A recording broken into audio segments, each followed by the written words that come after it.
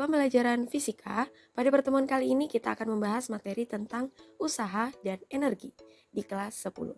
Oke, baik, langsung saja. Oke, pernahkah kalian mendorong mobil seperti ilustrasi gambar berikut? Oke, dalam ilustrasi ini terdapat seseorang yang sedang mendorong mobilnya. Walaupun orang tersebut sudah mengerahkan seluruh tenaganya dan telah berusaha untuk mendorong mobil tersebut, ternyata mobil tersebut tetap saja tidak bergerak. Nah, ternyata dalam ilmu fisika, peristiwa tersebut tidak dianggap melakukan usaha loh. Jadi nilai usahanya itu nilainya adalah 0. Loh, kok bisa ya? Padahal kan sudah mengerahkan seluruh tenaganya. Oke, kita bahas bersama-sama. Usaha atau disimbolkan dengan huruf U kapital dalam ilmu fisika itu didefinisikan sebagai besarnya gaya, gaya itu simbolnya F, yang bekerja pada suatu benda sehingga benda tersebut mengalami perpindahan atau yang disimbolkan dengan S. Jadi, dikatakan melakukan usaha apabila ada gaya yang bekerja dan adanya perpindahan. Oke, nah itulah teman-teman yang menyebabkan ilustrasi tadi tidak dianggap melakukan usaha. Kenapa? Karena tidak ada perpindahan pada mobil. Jadi nilai perpindahannya itu 0. Oke, berikut dimensi untuk usaha.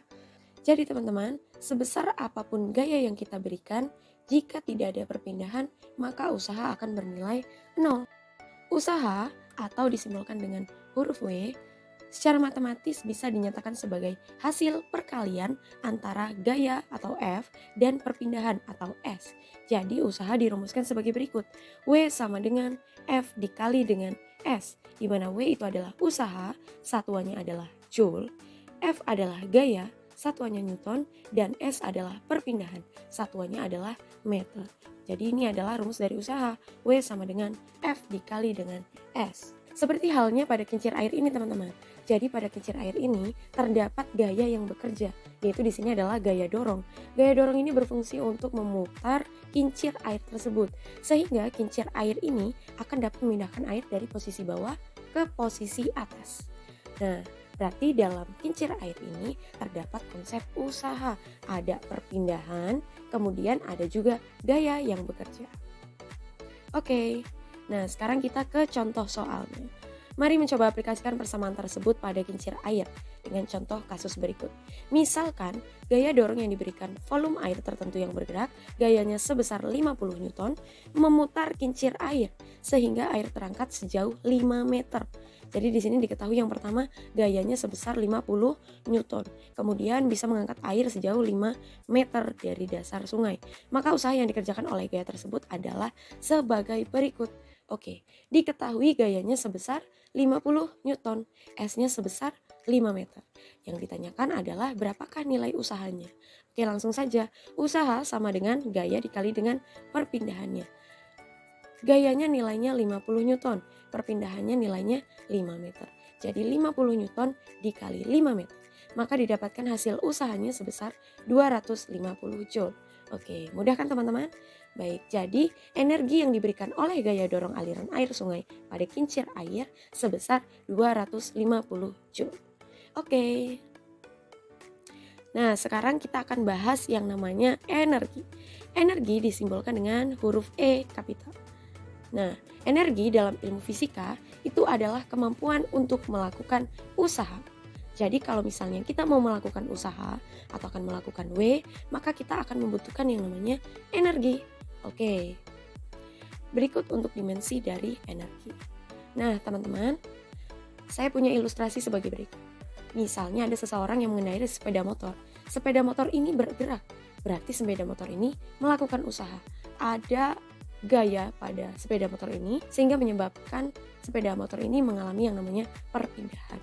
Nah, orang tersebut bersama sepeda motornya dikatakan melakukan usaha. Tentu saja dibutuhkan yang namanya energi. Nah, energi pada motor tersebut berasal dari mana? Energi dari motor tersebut berasal dari bensin atau bahan bakarnya. Seperti itu. Oke, berikut terdapat macam-macam dari energi. Yang pertama ada energi kinetik, kemudian ada energi potensial, ada energi panas, ada energi listrik, ada energi bunyi, dan ada energi cahaya, dan masih banyak lagi energi-energi yang ada di sekitar kita. Oke, tetapi pada pembahasan kali ini kita hanya akan membahas tentang energi kinetik dan energi potensial. Baik, kita bahas terlebih dahulu tentang energi potensial. Energi potensial dapat kita simbolkan dengan EP, berarti energi potensial. Satuan dari energi potensial itu adalah Joule. Oke, energi potensial adalah energi yang dimiliki suatu benda karena kedudukannya atau posisinya. Jadi benda yang berada pada kedudukan tertentu atau ketinggian tertentu maupun kedalaman tertentu atau pada posisi tertentu itu pasti memiliki yang namanya energi potensial. Nah, misalnya nih di posisi pertama ini ada kan ketinggian dari tanahnya, berarti di sini punya energi potensial.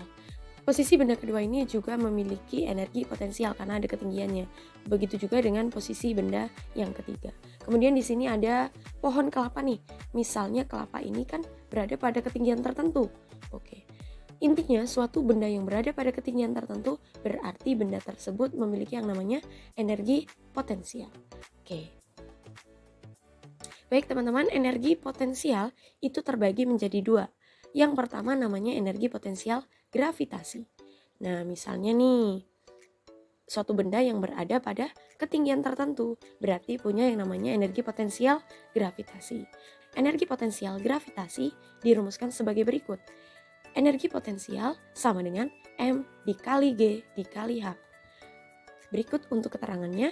EP adalah energi potensial di mana satuannya adalah Joule, M adalah massa di mana satuannya adalah kilogram, G adalah percepatan gravitasi, satuannya adalah meter per sekon kuadrat. Percepatan gravitasi itu nilainya adalah 10 meter per sekon kuadrat. Kemudian H di sini adalah ketinggian atau posisi bendanya, satuannya adalah meter.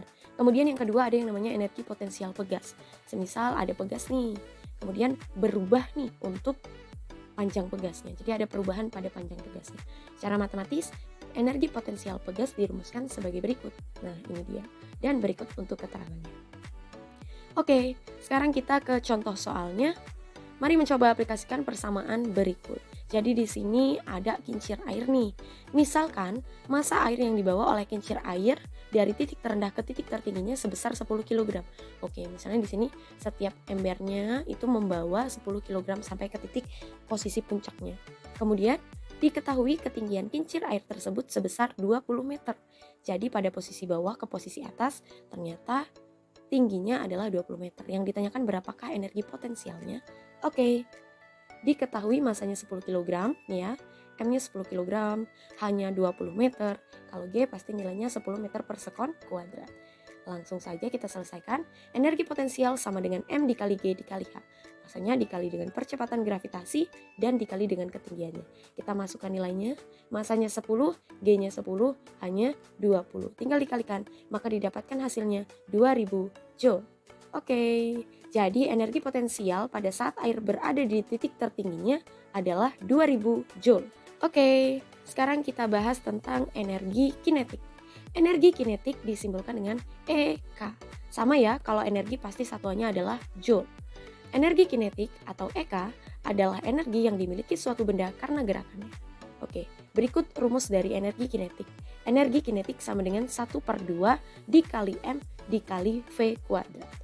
Oke, EK di sini adalah energi kinetik, satuannya Joule, massanya di sini, ini M adalah massa ya. Kalau massa satuannya pasti kilogram dan V di sini adalah kecepatan di mana satuannya meter per sekon. Nah, contoh dari energi kinetik seperti ini di dalam ilustrasi berikut. Seperti misalnya ada orang yang memanah. Kemudian ada contoh ilustrasi di sini komedi putar. Jadi suatu benda yang bergerak itu pasti memiliki energi kinetik. Kalau benda bergerak kan pasti ada kecepatannya nih. Jadi benda yang bergerak pasti memiliki kecepatan. Nah, itu memiliki yang namanya energi kinetik. Baik, langsung saja kita ke contoh soalnya. Berikut untuk contoh soalnya. Sebuah sepeda motor memiliki massa 60 kg. Bergerak dengan kelajuan sebesar 20 meter per sekon. Nah, berapakah energi kinetik sepeda motor tersebut? Diketahui apa nih yang pertama? Massa 60 kg. Kemudian kecepatan atau kelajuan nilainya 20 meter per sekon. Ditanyakan adalah energi kinetik. Oke, ini diketahui. Lanjut, kita selesaikan.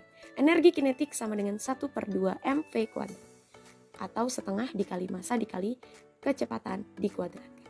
Oke, setengah dikali M-nya 60, V-nya 20 kuadrat ya di sini. Oke. 20 kuadrat hasilnya 400. Setengah dikali 60 dikali 400. 1/2, oke. 60 dibagi 2, berapa nilainya? 30 ya. Oke, berarti tinggal 30 dikalikan dengan 400. Maka didapatkan hasilnya energi kinetiknya adalah 12.000 Joule. Oke, ini dia.